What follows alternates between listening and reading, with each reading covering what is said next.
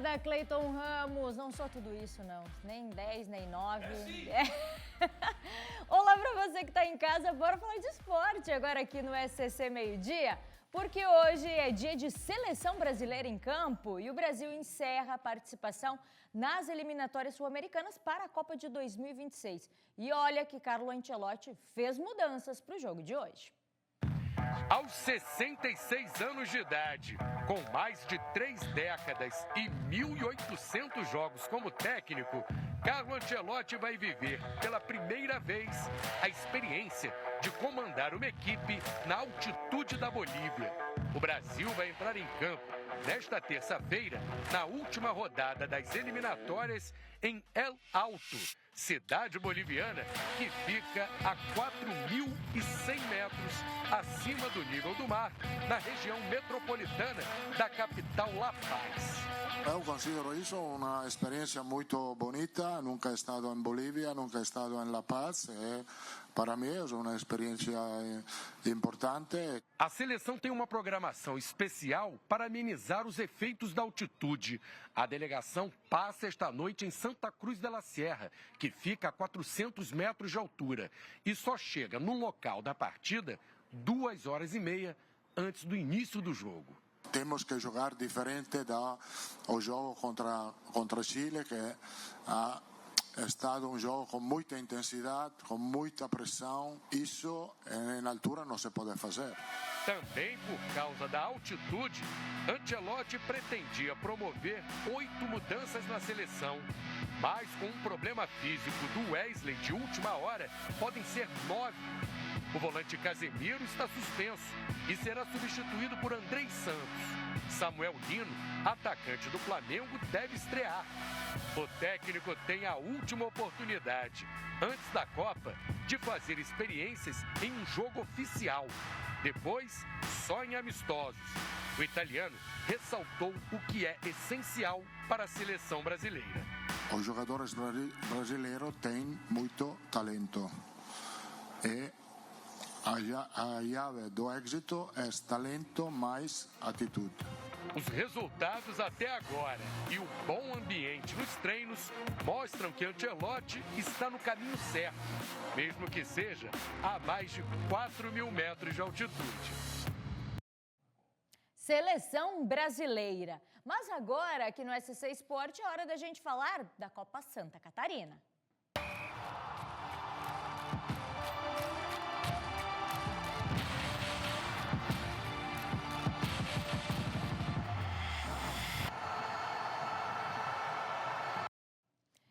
Hoje é dia do clássico dos clássicos. Figueirense e Avaí vão se enfrentar na Copa SC. E claro que eu não poderia estar aqui sozinha para falar desse assunto, porque eu vou falar com quem entende, com quem acompanha essas duas equipes. Nosso comentarista Sandro Ventura. Sandro, obrigada mais uma vez por ter vindo aqui com a gente para falar desse clássico, Sandro. É Avaí, é Figueirense que estão numa situação totalmente diferente. Aqui, ó. Esse é o confronto de hoje à noite que a gente vai acompanhar justamente com esse jogaço. Figueirense e Avaí, 7 horas da noite, no estádio Orlando Scarpelli.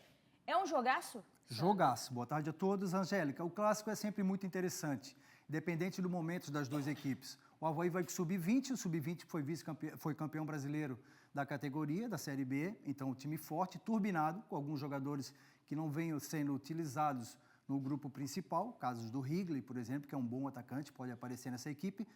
Talvez até algumas surpresas em relação àqueles atletas que estão ali no time principal. E o Figueirense tentando uma reformulação, né, com o novo comandante, o Tuti, jovem, mas o comandante que já tem passagem pelo Grêmio Anápolis. Que tá no comando do Sub-20, né? Está no comando, foi contratado para o comando do Sub-20, porém assumiu interinamente o time principal, com a ajuda do Henrique, que é o volante que veio com o Hélice Zenando, e fez um bom trabalho aí na reta final. O Henrique tem muita experiência, deve estar auxiliando também o Tuti, que já tem uma passagem pelo Grêmio Anápolis, então o treinador também busca um espaço. Jogo interessante. Então vamos conferir, porque teve a entrevista coletiva do Figueirense, justamente para falar sobre isso. O Matheus Mascarenhas, que falou um pouquinho, ele que é um desses atletas que estava na Série C, chegou no finalzinho, mas fica para a Copa Santa Catarina, olha só. Para entrar nessa Copa Santa Catarina e fazer o nosso melhor. A gente sabe da responsabilidade, a gente sabe do peso que o Figueira tem, ainda mais no nosso estado. Então a gente tem a nossa missão, né, que é primeiramente, lógico, classificar, mas depois buscar algo maior pra gente. E nessa situação agora da Copa Santa Catarina também a gente sabe, né, que é algo que, querendo ou não, é uma responsabilidade muito grande pra gente. Eu gostei muito da situação do clube, da estrutura, do grupo, um grupo muito bom, um grupo muito sadio de estar junto. Tenho essas ambições, mas agora também faz parte também da diretoria, a gente ainda não sabe como é que vai ser as coisas, mas a nossa meta agora é realmente buscar essa vaga para a Copa do Brasil, para o ano que vem. A gente sabe o quanto é importante para o grupo ter esse calendário a mais, né? Porque financeiramente também para o clube, visibilidade é muito bom, e o Figueira quer voltar para essa parte de cima aí do Campeonato Nacional. Sandro, é isso, né? O Figueirense acabou saindo da Série C, teve dificuldades, ali se salvou nos últimos jogos e agora quer, como que a gente pode dizer, principalmente para o torcedor, fazer um bom resultado e buscar uma vaga para a Copa do Brasil. Certamente. O Figueirense aposta tudo nessa conquista, Angélica. Você vê que o Matheus Mascarenhas ele deixou muito clara a parte financeira. É o que leva à Copa do Brasil. Então, essa vaga é que vai buscar o Figueirense, assim como o Criciúma também. Chapecoense e Avaí já tem a vaga. Talvez o Mascarenhas tenha sido aquele reforço que tenha aproveitado melhor a oportunidade. O Figueirense sabe da importância desse jogo inicial. É um clássico contra uma equipe alternativa do Avaí. Então, é importante o Figueirense ir muito forte. A rivalidade é muito grande, o Figueirense precisa iniciar com o pé direito. Considerando que temos Criciúma jogando Nacional ainda, Chapecoense jogando Nacional, há uma possibilidade mais clara do Figueirense buscar lá essa vaga para a Copa do Brasil. Porém, as equipes intermediárias também vêm muito forte. Os casos do Barra, o próprio Brusque, que também está jogando a Série C, até o Marcílio Dias, que foi finalista, Concórdia, o atual campeão. Então, uma competição muito democrática, atípica, né? Abre oportunidades, abre chances para todos da mesma forma, um formato diferente, com 4 grupos. Então, é importante você classificar nessa primeira fase, depois os confrontos, né? Para ver como é que fica a situação. Agora, essa primeira fase é de classificação e também de ajustes, né? Já vista a reformulação que vem passando o Figueirense, alguns jogadores saíram, outros estão chegando, tem um novo comandante interino, mas com uma certa já rodagem. Então é isso, apostar tudo e começar com o pé direito para o Figueirense, assim como é para o Avaí também, que mesmo classificado para a Copa do Brasil, vai dar importância pela honra, pela camisa, pela instituição, pela tradição do Avaí em competições. Exatamente, Sandro. Inclusive, diferente, né? O Avaí tem outros objetivos dentro da Copa Santa Catarina. Vamos acompanhar. Precisa do resultado. Nós optamos por jogar a Copa Santa Catarina com 2 objetivos principais. Um objetivo é desenvolver os nossos jogadores, e aí jogadores da base, prioritariamente, mas jogadores em transição, né? Então, nós temos o caso do Wanderson, nós temos o caso do João Pedro, que está retornando de empréstimo, jogadores em transição, que estão com 20 anos, 21, 22 anos. E um ponto que é muito importante, que é cumprir os 2 jogos que a gente tem de perda de mando. Por quê? A gente poderia escolher uma competição sub-20 para desenvolver os nossos jogadores, por exemplo. Só que nós chegaríamos no estadual o ano que vem com menos 2 jogos de mando. Então, numa competição onde a gente vai ter 6 jogos em casa, talvez 5, talvez 6, perder 2 jogos em casa com o apoio da nossa torcida faz muita diferença. Diferente, né, Sandro? O que a gente pode esperar também desse Avaí com essas características aí? São propósitos diferentes, porém essa minutagem, até tive lá no Avaí Day no domingo de manhã jogando no Master, e a intenção justamente da minutagem essa garotada numa competição profissional, para ir já dando bagagem para essas peças que podem ser utilizadas pelo Jair Ventura na equipe principal. Então isso vai dando experiência, vai acostumando o atleta com competição já profissional e de alta intensidade. Então, esse é o grande objetivo. Agora, é um laboratório, né, Angélica? A gente vê a Chapecoense, por exemplo, ano passado, usou o Ítalo, que hoje briga por titularidade na Chapecoense, recuperou o Perotti. Então, é uma competição que dá essa possibilidade de recuperação e da rodagem, dá ritmos àqueles que não vêm sendo utilizados. Então, a grande meta é justamente utilizar isso da melhor forma possível. Pois é, e até a equipe sub-20 do Avaí venceu a Série B esse ano. Ano que vem vai jogar a Série A do Campeonato Brasileiro, então vai ser um duelo duro, independentemente de ser sub-20 ou não, a gente vai ter um clássico, porque clássico, né, Sandro? Até de jogar de bolita ali, de botão, clássico é clássico e não adianta, é um jogo diferente. Não resta nenhuma dúvida, independente da condição do momento da equipe, existe sempre uma superação em relação a isso. Nós já vimos em outras situações, uma equipe está jogando Série B, a outra Série C, e haver um confronto muito equilibrado. E na maioria das vezes, aquele que está pior no momento, ele acaba se superando. Isso é muito comum em clássicos. E para o Avaí também não é diferente. O Avaí, mesmo com o sub-20, alguns jogadores devem aparecer, não estão sendo utilizados, e é a grande oportunidade para esses meninos também, né, aproveitar para ganhar visualidade, ganhar possibilidades do treinador da equipe principal, chamá-los para compor a Série B. Então, o Avaí também tem um elenco na equipe principal reduzido, com limitações quantitativas, e esses atletas aproveitam a oportunidade para também se colocarem à disposição do treinador da equipe principal. Show de bola. E só para a gente encerrar, coloca aqui no telão para a gente, porque além do clássico Figueirense e Avaí, a gente tem outro confronto hoje, 8 horas da noite, Brusque e Santa Catarina, lá no Augusto Bauer, a Copa Santa Catarina, que tem jogos, né, no final de semana e também em dia de semana. Sandro, obrigado, muito Angélica. Obrigada pela tua participação. Obrigada mesmo, é sempre bom conversar com quem sabe, e realmente vai ser um grande clássico. Satisfação, esperamos que sim. Obrigada. Estaremos presentes lá. Isso aí, Valeu. Sandro Ventura aqui conosco, conversando, dando a sua opinião e, claro, falando, né? Quem sabe é quem acompanha, e a gente vai ter realmente um grande clássico hoje à noite. Mas agora, a gente vai continuar falando, por que não, da Copa Santa Catarina, porque na manhã desta terça-feira foi lançada a campanha Nossa Torcida é pela Paz, uma iniciativa do Ministério Público de Santa Catarina com o apoio do Conselho Nacional de Procuradores Gerais e também da Federação Catarinense de Futebol. Ele, quem acompanhou, Kaique Guede, esteve lá.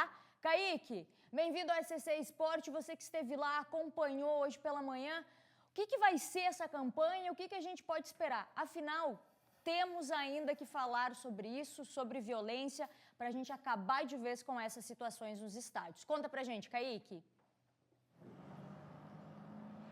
Oi, Angélica, um forte abraço a todos que assistem o SCC Esporte. Falo neste momento do estádio Orlando Scarpelli, onde daqui a pouquinho acontece o clássico, que falamos bastante agora no jornal, mas ele marca também o lançamento desta campanha do Ministério Público de Santa Catarina em parceria com a Federação Catarinense de Futebol. Sabe o que resume a campanha?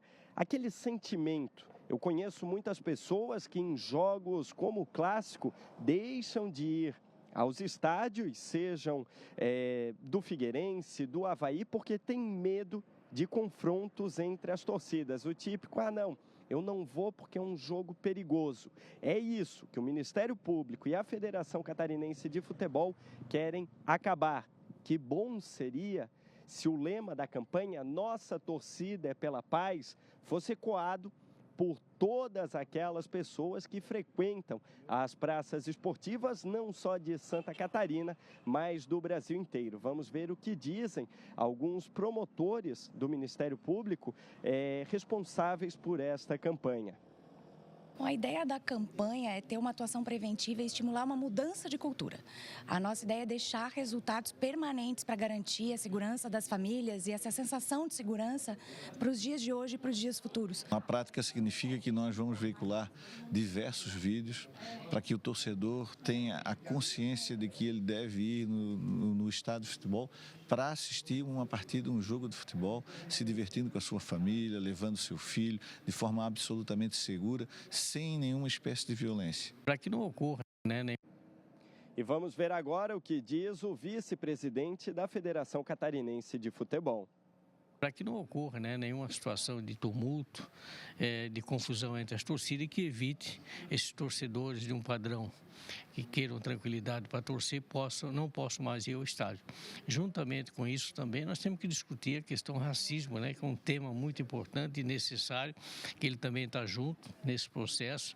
Então são assuntos que a gente tem que deixar muito claro, em prática e com a participação de todos para que a gente possa evitar esses temas polêmicos, né, nos campos de futebol.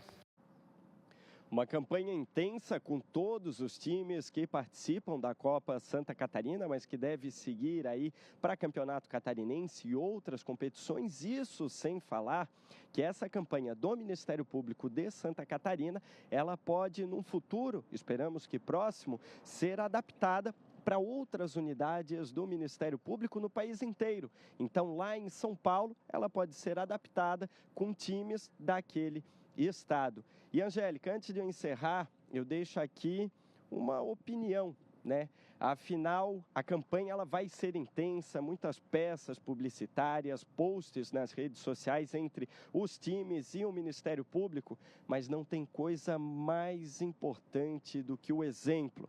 Então você que vai ao estádio, seja com um filho, com um neto, com um irmão mais novo, você que está sentado lá na arquibancada, obrigatoriamente tem que dar o exemplo. Lugares como esse, aqui o Scarpelli, a Ressacada, outros estádios por Santa Catarina, são lugares de confraternizar, de pegar no pé, sim, de brincar, mas de maneira saudável. Não dá para tolerarmos ainda brigas, pessoas que se reúnem aqui para entrar em confronto, um ambiente cheio de gente do bem e que vem apenas para torcer. É contigo aí no estúdio. Disse tudo, Kaique, é fundamental, é o exemplo, é o que a gente segue. Então, tomara que o exemplo seja bom e a gente possa ter situações diferentes nos estádios. Inclusive, o Kaique está ali na frente do estádio do Orlando Scarpelli, onde ele estará hoje à noite também, porque o Kaique vai acompanhar o clássico Figueirense e Avaí e amanhã a gente traz todas as informações aqui no SC Esporte. Obrigada, Kaique, pela sua participação. Um bom trabalho também hoje à noite. Kaique Guede falando sobre essa campanha tão importante aí nos estádios. E agora, para a gente encerrar, bora, Ramon, para o oeste do estado, porque Chapecó recebeu uma visita ilustre. Mas olha, nada mais, nada menos que Zico. Ele mesmo, que jogou no Flamengo, que jogou na seleção brasileira, é o cara dos caras, vai ser sempre o ídolo do futebol brasileiro. Bastos, conta pra gente o que ele foi fazer aí no oeste do estado, aí em Chapecó. E me conta, tirou uma fotinho com ele, conversou com ele, Bastos? Conta tudo pra gente. Olha, Angélica, que aula, viu? Que aula foi. Meia horinha ali que ele bateu um papo com a imprensa, sabe? Um pouco de tudo. Que aula o Zico passou para nós na tarde dessa segunda-feira. Tirei uma fotinho, sim. Logo, logo a gente vai publicar nas redes sociais também. Mas olha só, Angélica, ele veio para cá para uma palestra sobre um assunto extremamente importante: cooperativismo e futebol.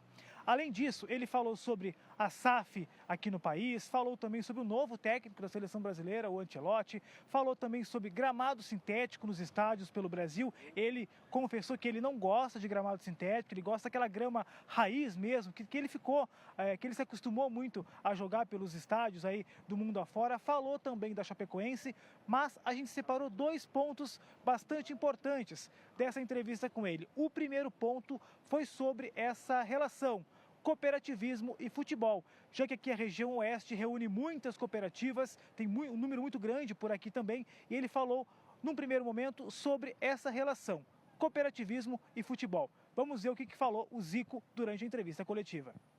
E eu tive um período de liderança daquela equipe, lógico que procurando sempre mostrar para eles, procurando fazer o meu lado individual em benefício da equipe. Então, eu adorava treinar, melhorar a minha condição para chegar dentro do campo e oferecer o melhor para o time dessa maneira conseguir as vitórias, os títulos e isso no futebol chama coletividade. Aqui fora chama-se cooperação, cooperativismo.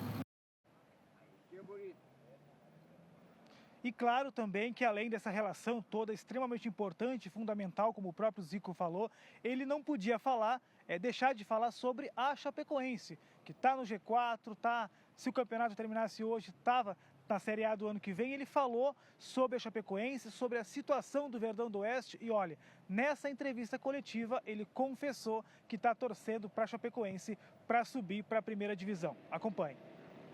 Não, eu torço para que ela suba porque por tudo que passou merece. Então é lógico que eu não acompanho assim, às vezes não dá para acompanhar nem a Série A, mas tem muitos compromissos. O que eu digo acompanhar não é ler como está, saber como está a classificação, essas coisas a gente sabe, mas é ver jogos. Eu adoro ver futebol, sábado, domingo eu vejo de qualquer lugar que está passando um jogo. E a Sandra já sabe, televisão, sábado, domingo, é a imagem verdinha lá. E esses foram só alguns pontos que a gente destacou dessa coletiva, que foi cerca de meia hora, viu, Angélica? Teve muito papo, muito assunto para falar com o Zico. E depois dessa entrevista, ele deu uma palestra, então, no centro de eventos aqui de Chapecó, que reuniu aí aproximadamente 700 pessoas. Agora, eu confesso, Angélica, eu queria mais meia hora aí para conversar com o Zico, para trocar essas experiências, porque história, olha, ele tem e muita para contar, viu? E a foto eu te mando depois no direct, tá, Angélica? Devolvo para você no estúdio. Combinado, Bastos, combinado, porque uma foto com um cara desses não pode faltar, né? Obrigada, Bastos, pelas informações. O Bastos que amanhã vai estar lá no Clássico da Linguiça, Concórdia e Chapecoense. E depois, na quinta-feira, a gente vai trazer todos os detalhes para vocês aqui no SCC Esporte. Obrigada, Bastos. E agora a gente vai encerrando o SCC Esporte por aqui. Mas, claro, ele, Cleiton Ramos, segue na sua companhia aqui no SCC Meio Dia. Volta amanhã. Tchau. Ô, Angélica Varaschini, eu já entrevistei o Romário, que foi tetracampeão. Bebeto também. Mas eu tremi nas pernas quando entrevistei o Zico.